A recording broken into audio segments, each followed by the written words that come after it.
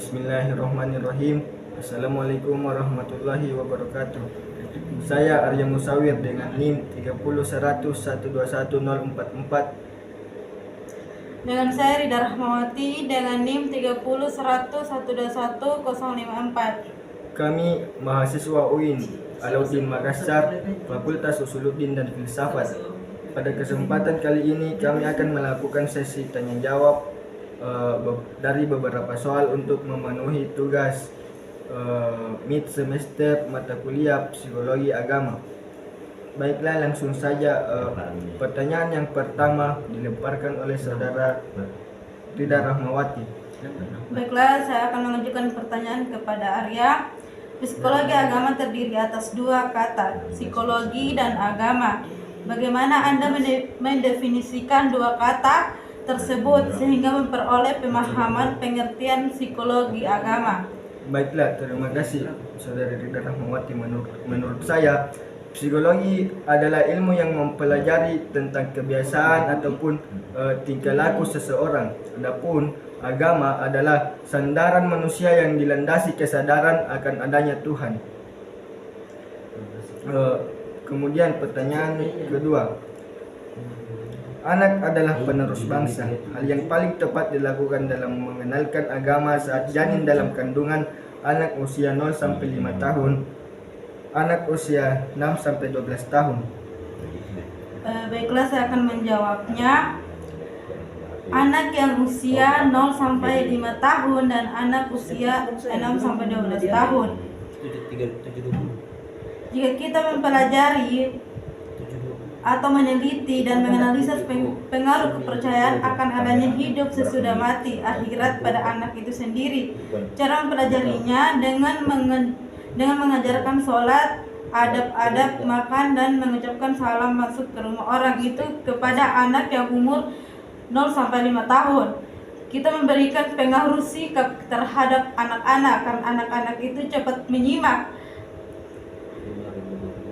Dan kemudian kita memberikan kesadaran kepada usia 6 sampai 12 tahun, yaitu dengan cara kita memberikan secara intelektual, memberikan teori ataupun praktek terhadap sesuatu akan kebutuhan beragama. Contohnya kayak kita belajar tentang teori, mempelajari kitab. Dan kalau kita mempelajari teori kitab adalah itu merupakan fardu kifayah, dan kalau kita mempelajari langsung kita akan mengetahui tentang agama itu adalah fardu ain. Dan umur anak yang 6 sampai 12 tahun itu harus mengetahui hal tersebut, karena itu merupakan hal akan dewasa untuk bisa mempengaruhi bagaimana cara hidupnya akan kesadaran kematian tersebut. Saya akan kembalikan kepada Arya dan mengajukan lagi pertanyaan yang nomor 3. Jelaskan metode yang paling tepat untuk menyampaikan ajaran agama bagi usia remaja dan usia dewasa. Baiklah, saya akan menjawab pertanyaannya. Menurut Simbando tahun 1977, metode OPS untuk melakukan menyampaikan ajaran agar anak usia remaja dan usia dewasa, kita melakukan metode observasi sehingga semua aspek yang berperan penting dalam suatu situasi tingkah laku kehidupan dapat diketahui, lalu dicatat yang penting-pentingnya. Baiklah, kembali lagi saya akan mengajukan pertanyaan, yakni kesehatan mental membagi kebutuhan manusia atas dua kebutuhan pokok. Jelaskan. Kesehatan mental membagi kebutuhan pokok, diantaranya itu adalah dua. Yang satu, memiliki kemampuan dan meneliti kehidupan dan kesadaran batin manusia. Maksudnya di sini kita itu harus sadar bagaimana kita melatih mental supaya mental kita itu sehat. Yang kedua, memiliki keyakinan bahwa segala bentuk pengalaman dapat dibuktikan secara empiris. Yang dimaksud di sini, memiliki keyakinan bahwa segala bentuk pengalaman dapat dibuktikan secara empiris. Kita itu harus benar-benar mengetahui pengalaman itu pengalaman seperti apa. Kita tidak bisa meneliti atau mempelajari pengalaman yang tidak sesuai akan dengan agama. Baik, saya akan lagi kembalikan kepada Arya. Jelaskan bagaimana tinjauan psikologi mengenai sholat serta pengaruhnya terhadap kepribadian seorang muslim. Menurut Harun Nasution, respon yang bersifat emosional dari mengubah kebiasaan-kebiasaan manusia. Respon ini dalam relasinya terlihat dalam bentuk pengembangan karena didorong oleh perasaan takut atau dalam kurung agama primitif, atau kemajuan yang didorong oleh perasaan cinta akan Tuhannya. Jadi sedikit saya tambahkan mengenai pendapat Harun Nasution. Ketika psikologi menjawab bagaimana mengenai sholat serta pengaruhnya terhadap kepribadian seorang muslim, ketika kita melakukan sholat ataupun ibadah-ibadah yang lainnya, di mana pada saat melakukan hal tersebut kita akan merasakan ketenangan secara baik itu secara refleks ataupun secara berangsur-angsur. Misalnya ketika kita melakukan ibadah tidak langsung merasa tenang, tapi seiring berjalannya waktu kita melakukan ibadah-ibadah dan terus mengingat kepada Tuhan, kita akan merasa tenang. Baiklah, kemudian silakan Anda rangkum pembahasan mengenai teori tentang timbulnya kebutuhan akan agama. Sebenarnya kita ketahui seseorang tanpa agama itu adalah dalam ajaran agama Islam pun diajarkan bahwa agama itu sangat penting bagi manusia, karena tujuan kita ini adalah kembali kepada Sang Khalik. Seseorang sangat butuh akan agama karena manusia tanpa agama tidak memiliki tujuan hidupnya. Kita dilahirkan atas timbulnya Tuhan, tentunya kita harus beragama. Maksudnya di sini kita itu butuh akan agama. Agama mengarahkan kita ke arah yang lebih baik. Agama mengarahkan kita ke sesuatu yang bermanfaat.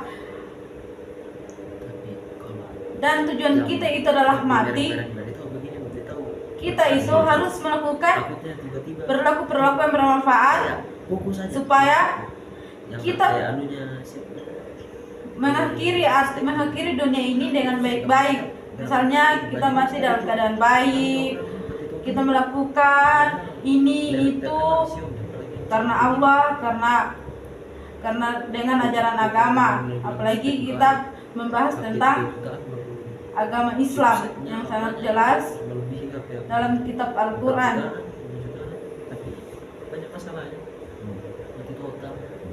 Baiklah, saya akan lagi lanjutkan pertanyaan kepada Arya. Apa yang menyebabkan seseorang mengalami keraguan dalam beragama? Berikan solusi melihat dari sudut pandang psikologi agama.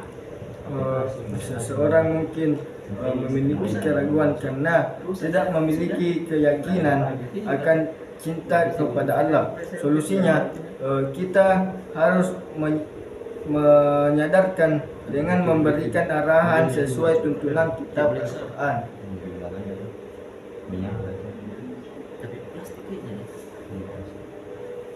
Kemudian apa manfaat psikologi agama bagi dunia pendidikan saat ini? Psikologi agama sangat penting bagi pendidikan karena kita berilmu pengetahuan harus berlandaskan dengan agama. Kita berilmu pengetahuan tanpa agama itu sama halnya dengan kita mencari ilmu dengan cara mencuri. Karena dilihat dari sini, menurut Ver, psikologi bagi pendidikan sangat menjangkau penyelidikan atas penghayatan dan perbuatan manusia berdasarkan fungsi bagi suatu subjek.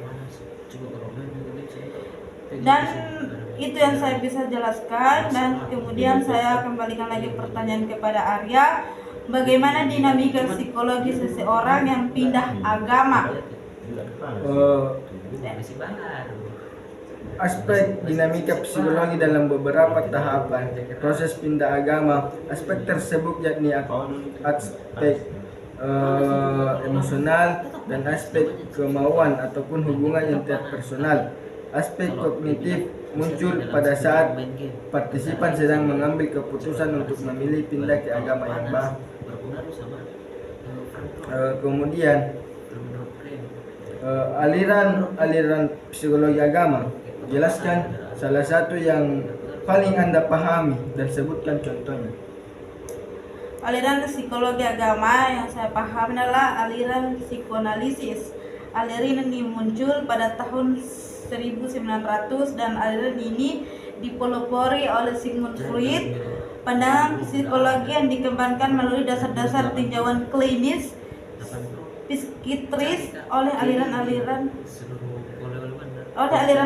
ini. Sebagai contohnya adalah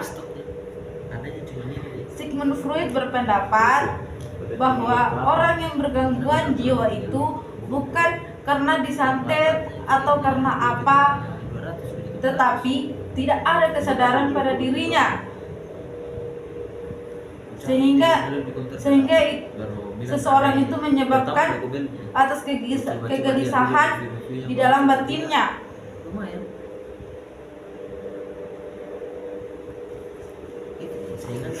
Dan saya akan memberikan lagi pertanyaan kepada Arya. Era digital saat ini membawa pengaruh positif dan negatif. Pengaruh negatif seperti apa yang dimaksud dan bagaimana peran agama dalam mengatasi hal tersebut? Baiklah. Menurut saya, faktor intelektual merupakan bagian dari landasan sikap keagamaan ataupun bagaimana seseorang itu dikatakan berakhlak, yang dipengaruhi oleh intelektualnya atau pengetahuannya. Sementara di era digital membuat masyarakat jauh dari ilmu-ilmu yang bermanfaat dengan hadirnya media sosial yang diwarnai dengan berita-berita hoax misalnya. Yang menurut Ribot itu tadi yang sedikit saya singgung. Kemudian pendekatan psikologi agama dalam pendidikan karakter. Coba Anda jelaskan. Pendekatan psikologi agama dalam pendidikan karakter. Seorang filsuf Jerman, Friedrich Hegel, berpendapat bahwa psikologi agama adalah suatu pengetahuan sungguh-sungguh benar akan keberadaannya, sesuai dengan kebenaran dengan agama, yang merupakan berkaitan dengan akan cintanya beragama. Dengan cintanya beragama itu, seseorang dapat berpikir secara rasional yang dia menggunakan akal sesuai dengan tuntutan agama. Mungkin jawaban itu yang saya berikan kepada Arya, dan saya akan memaparkan lagi pertanyaan yang nomor 13. Jika agama membuat orang bahagia, mengapa banyak orang penganut agama mengalami depresi, bahkan gangguan mental, Silahkan jelaskan dan berikan solusinya. Baik. Menurut saya, sependek pengetahuan saya, meskipun orang beragama, namun lingkungan di sekitarnya itu tidak mendukung ataupun tidak membawa pengaruh positif, bisa saja seseorang akan mudah goyah dalam beragama dan akan mengalami depresi. Solusinya dari saya ialah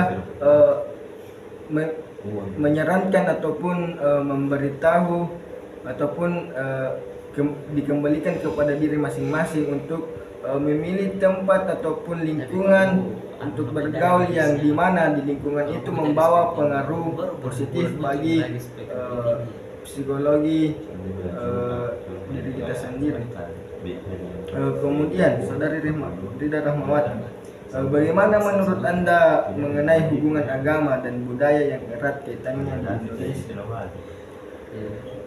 Menurut saya, hubungan agama dan budaya yang erat kaitannya di Indonesia adalah budaya yang di Indonesia itu mereka melakukan atau mereka itu memberikan kebiasaan berbudaya dengan berlandaskan agama sehingga orang mudah memahami agamanya sendiri dengan cara memberikan atau dengan cara budaya itu memberikan kesan terhadap agama itu sendiri, sehingga orang-orang atau masyarakat sebagian itu mudah memahami tentang agama karena budaya itu juga merupakan hal yang sangat mudah menurut saya untuk mempraktekkan atau memberikan seseorang itu akan sadar, memberikan kesadaran bahwa agama itu penting. Bahkan agama itu bukan saja harus sekedar di satu aspek saja, seperti untuk mempelajari dengan cara kita sholat atau segala macam, tapi agama juga itu bisa dengan budaya sehingga seseorang itu dapat memahami segala aspek tentang agama itu, bukan saja dalam satu aspek. Dan baiklah, saya akan memberikan lagi pertanyaan kepada Arya. Silahkan Anda memberikan kesan mengenai pentingnya mempelajari psikologi agama. Baiklah, menurut saya dengan mempelajari psikologi agama, seorang dapat mencapai relaksasi bagi jiwa dan kedamaian batin dari aspek tuntutan agama. Misalnya dari kayak tadi ketika kita melakukan ibadah-ibadah, di mana saat kita melakukan ibadah tersebut kita akan merasakan ketenangan batin. Baiklah, mungkin sekian video dari kelompok kami. Baiklah, adapun yang menjadi referensi untuk menjawab beberapa pertanyaan, yakni buku Psikologi Agama edisi terbaru oleh Dr. Nurul Rahmah MPDI. Atas segala perhatiannya kami ucapkan banyak terima kasih. Assalamualaikum warahmatullahi wabarakatuh.